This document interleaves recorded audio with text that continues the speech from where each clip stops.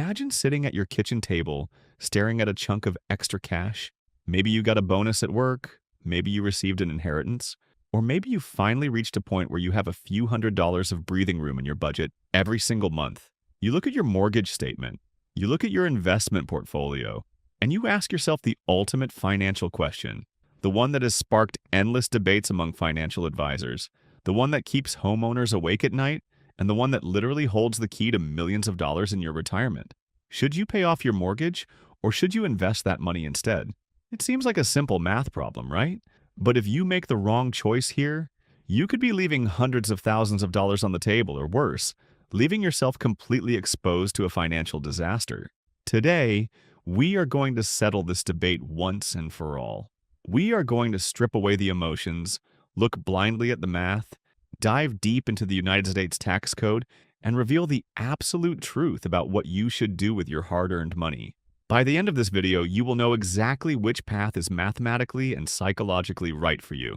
Let us start with the American dream.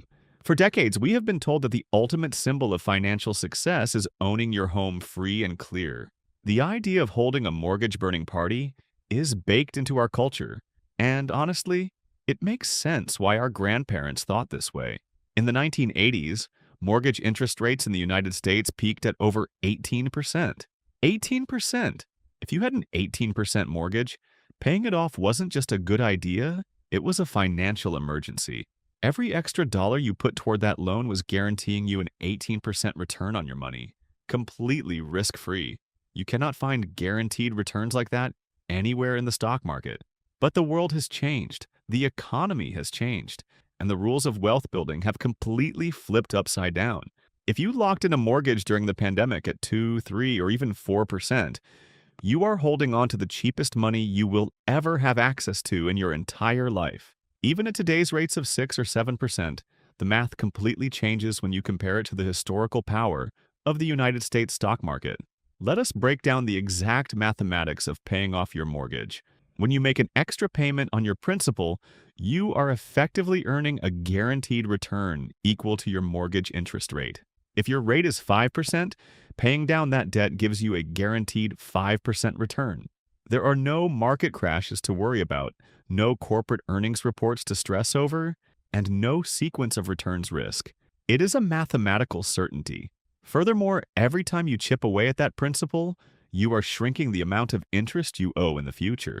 Over a 30-year loan, the amount of interest you pay to the bank is staggering. On a $500,000 mortgage at 6%, you will pay almost $580,000 in interest alone. That means your $500,000 house actually costs you over $1 million. Paying off your mortgage early stops that bleeding. It guarantees your living expenses will plummet in retirement, and it gives you a fortress of financial security.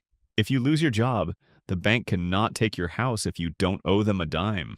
That sounds amazing, right? It sounds like the smartest thing you could possibly do. But here's the massive hidden trap that millions of Americans fall into when they rush to pay off their mortgage. It is called being house rich and cash poor. Imagine you spend the next 10 years throwing every single spare dollar you have into your house. You pay off the mortgage completely. You own it free and clear. You have $500,000 of equity sitting inside those walls. But then an emergency hits. You lose your job or you have a massive medical bill. You need cash, fast. You walk into your kitchen, you look at your walls, and you say, "House, give me $20,000. What happens? Nothing. The house cannot give you cash. To get that money, you either have to sell the house, which takes months and leaves you homeless, or you have to go crawling back to the bank to take out a home equity line of credit, assuming you can even qualify for one since you just lost your job. When you put money into your mortgage, you are locking it away in a very illiquid asset. It is incredibly hard to get that money back out when you actually need it. And while that money is trapped in your drywall, it is missing out on the greatest wealth-building machine in human history: compound interest in the stock market. This brings us to the case for investing. Let us look at the historical data. The S&P 500, which is the index that tracks the 500 largest companies in the United States, has historically returned an average of about 10% per year over the long term, before inflation. Now, let us compare that to a mortgage. If your mortgage is at 4% and the market returns 10%, there is a 6% spread. That spread is your potential wealth. If you take an extra $1,000 a month and put it toward your 4% mortgage, you are saving 4%. But if you put that same $1,000 into an S&P 500 index fund, you are potentially earning 10%. Over 20 or 30 years, the difference between saving 4% and earning 10% is not just a few $1,000s.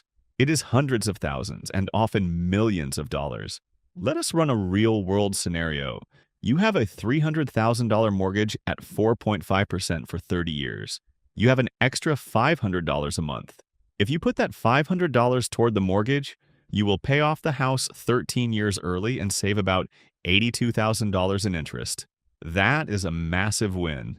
But what if you took that exact same $500 a month and invested it in an index fund, earning an average of 8%? Over that same 30-year period, your investment account would grow to over $740,000. Even after you account for the extra interest you paid on the mortgage by keeping it for the full 30 years, you are still ahead by roughly $500,000. Simply by choosing to invest instead of paying down the debt, you literally created $500,000 out of thin air. This is the opportunity cost of paying off your mortgage. Every dollar you give to the bank early is a dollar that cannot go to work for you in the market. But the math gets even crazier when you factor in the secret weapon that wealthy people use to their advantage every single day: inflation. Most people are terrified of inflation.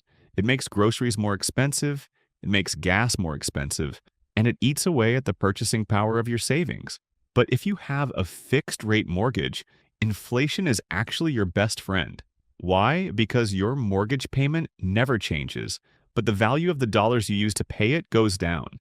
Let us say your mortgage payment is $2,000 a month. Today, $2,000 is a significant chunk of change. But think about what $2,000 was worth 30 years ago. In 1994, $2,000 was a fortune. 30 years from now, because of inflation, $2,000 might just be the cost of a week's worth of groceries, but your mortgage payment will still be exactly $2,000. You get to pay back the bank using future dollars that are worth significantly less than today's dollars. The bank is taking the loss on inflation, not you. By dragging your mortgage out for the full 30 years, you are letting inflation destroy the real value of your debt. If you pay off the mortgage early, you are using your highly valuable current dollars to eliminate a debt that would have naturally shrunk in real terms over time. Now, we cannot talk about money in the United States without talking about the IRS. Taxes play a massive role in this decision. For a long time, the mortgage interest deduction was the holy grail for American homeowners. You could deduct the interest you paid on your mortgage from your taxable income, which effectively lowered your interest rate. If you were in the 24% tax bracket and had a 5% mortgage, the tax deduction effectively made your mortgage rate closer to 3.8%. That made investing an absolute no-brainer. However, the Tax Cuts and Jobs Act of 2017 changed the game. It nearly doubled the standard deduction. Today, a married couple filing jointly gets a standard deduction of nearly $30,000. Because the standard deduction is so high, the vast majority of Americans no longer itemize their taxes. And if you do not itemize, you get absolutely zero tax benefit from your mortgage interest. So, for most people watching this, you need to look at your mortgage rate at face value. A 6% mortgage is a 6% mortgage. There is no hidden tax shield. But there are massive tax shields when it comes to investing. If you are choosing between making extra mortgage payments and funding your 401k or Roth IRA, the math heavily favors the retirement accounts. If your employer offers a 401k match, that is literally free money. A 100% match is a guaranteed 100% return on your investment on day one. Paying off a 5% mortgage instead of taking a 100% employer match is financial self-sabotage. Furthermore, investing in a traditional 401k lowers your taxable income today, saving you money on taxes immediately. Investing in a Roth IRA allows your money to grow completely tax-free, and you can pull it out tax-free in retirement. Your house cannot do that. So, if the math is so incredibly obvious, if investing clearly builds more wealth, utilizes inflation, and takes advantage of the tax code, why does anyone ever pay off their mortgage early? Because human beings are not spreadsheets. We are emotional creatures, and the psychological burden of debt is very real. This is where we have to talk about risk and peace of mind. The math of investing relies on an average return over a long period of time, but the stock market does not go up in a straight line. It is incredibly volatile. What happens if you choose to invest your extra cash and tomorrow the market crashes by 30%? Suddenly, that huge spread you were relying on disappears. You are losing money in the market, and you still have a massive mortgage payment due on the first of the month. Can you stomach that? Can you sleep at night knowing your net worth just plummeted and you still owe the bank hundreds of thousands of dollars? For a lot of people, the answer is no. And there is an unquantifiable value to the sleep at night factor. When you own your home outright, your baseline cost of living drops dramatically. You only have to worry about property taxes, insurance, and maintenance. If you get laid off, if the economy collapses, if you decide you want to quit your high-stress corporate job and work at a local bookstore, you can do that. You have ultimate freedom because you don't have a giant monthly obligation hanging over your head. Financial peace is worth something. You cannot put a price tag on walking into your front door and knowing that the roof over your head belongs entirely to you, not the bank. Furthermore, we have to look at your personal financial discipline. The invest the difference strategy only works if you actually invest the difference. A lot of people say, I'm not going to pay extra on my mortgage. I'm going to put that money in the market. But then life happens. The car breaks down, you want to go on vacation, you see a nice watch you want to buy, and that extra $500 a month never actually makes it to the brokerage account. If you are not disciplined enough to automatically invest that money every single month without fail, then paying off your mortgage is the better choice. A mortgage acts as a forced savings account. Every time you pay down the principal, you are building equity. It is locked away from your own impulsive spending habits. If you know you are a spender, use the mortgage to protect your wealth from yourself. So, how do you actually make the final decision? You need to look at your exact position in life, your risk tolerance, and the current economic environment. Let us build the definitive framework. You should prioritize paying off your mortgage if you fall into one of these specific categories. Number 1, you are closing in on retirement. If you are 3 to 5 years away from stopping work, the math of long-term compounding matters a lot less than your immediate cash flow. Entering retirement with a paid-off house is one of the strongest defensive financial moves you can make. It dramatically lowers the amount of money you need to withdraw from your retirement accounts every month, which protects you from sequence of returns risk. The danger of having to sell your stocks during a market downturn just to pay your bills. Number 2, your mortgage interest rate is terribly high. If you bought a house recently and your rate is sitting at 7 or 8%, the guaranteed return of paying that off is incredibly attractive. Finding a risk-free 8% return in the market is impossible. In this scenario, aggressively attacking the principal makes a lot of mathematical sense. Number 3, you have a very low risk tolerance. If the thought of a stock market crash gives you intense anxiety, or if you lose sleep worrying about debt, pay off the house. The goal of money is to provide freedom and peace. If maximizing your spreadsheet makes you miserable, it is not worth it. Now, on the flip side, you should absolutely focus on investing instead of paying off the mortgage if you fit into these categories. Number 1, you have a low-interest mortgage. If you have a rate under 5%, and especially if you have one of those glorious pandemic-era rates in the 2s or 3s, you should never pay a single extra dime toward that loan. That is basically free money. Let inflation eat it, stretch it out for the full 30 years, and invest everything else. Number 2, you are young and have decades until retirement. If you are in your 20s, 30s, or early 40s, time is your greatest asset. The compound growth of the stock market over 30 years will mathematically obliterate the interest savings of paying off a house. You need to be aggressively buying assets that grow, not sinking cash into a single illiquid property. Number 3, you haven't maxed out your tax-advantaged accounts. If you are not getting your full employer 401k match, or if you haven't maxed out your Roth IRA, you have no business making extra mortgage payments. You are walking past tax-free wealth to pay off cheap debt. It is the wrong order of operations. But what if you are torn? What if you want the mathematical wealth of investing, but you also crave the security of a paid-off house?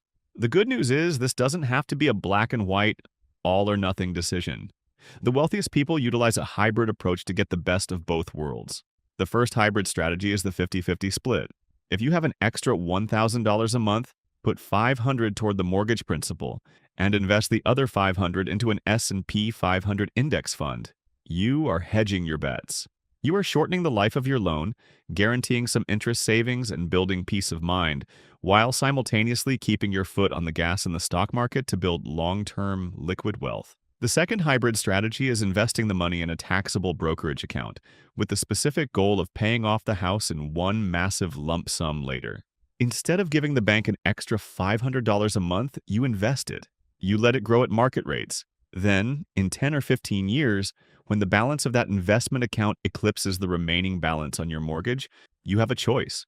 You can liquidate the account, pay the capital gains tax, and wipe out the mortgage in one single day.